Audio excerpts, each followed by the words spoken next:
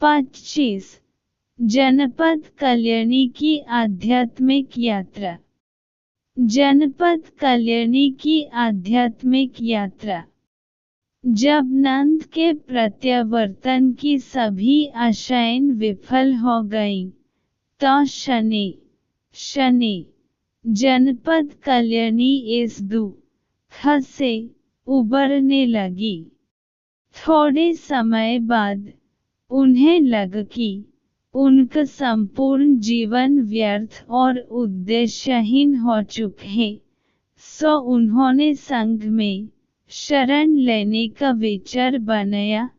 प्रजापति के निर्देशन में उन्होंने सांसारिक जीवन का परित्याग कर दिया और संघ में शरण ले ली।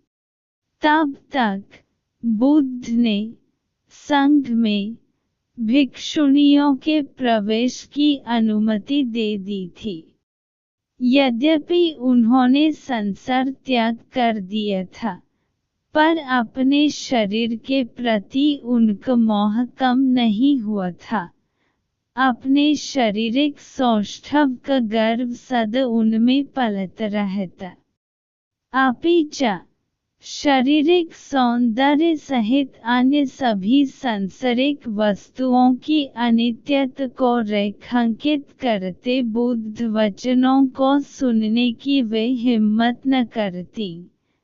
साथ ही उन्होंने यह भी कभी नहीं सोचा कि उनकी अप्रतिम सुंदरता एक दिन धूमिल हो जाएगी। फिर भी एक दिन मठ की अन्य भिक्षुणियों के साथ वे बुद्ध के उपदेशों को सुनने चली ही गईं। बुद्ध ने उनका मन पढ़ लिया था। उन्होंने एक अति लावण्यमयी आकृति का निर्माण किया जो उनके सम्मुख उस दिन प्रवचन के समय चंवर डुलती रही। उपदेश के दौरान भी जनपद कल्याणी अपने लावण्य के प्रति काफी सजग रही और इसी विषय में सोचती रही। पर जैसे जैसे बुद्ध का उपदेश आगे बढ़ा, उन्होंने अपने को तेजी से बूढ़ा होते पाया और वे वृद्धत्व की चरम सीमा तक पहुंच गईं।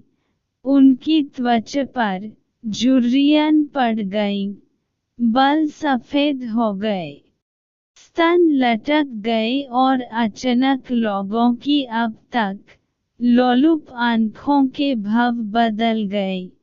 फिर उन्होंने स्वयं को मृत देखा और देखा कि उनका शरीर मात्र एक मलपिंड है। इस दृश्य ने उन्हें आध्यात्मिक रूप से उन्नत किया और वो एक सौतेपन बन गई। बाद में बुद्ध के काया विच्छेदित सूत्र शरीर के क्षरण की प्रक्रिया पर प्रवचन को सुनकर उन्होंने अरहत पद प्राप्त किया।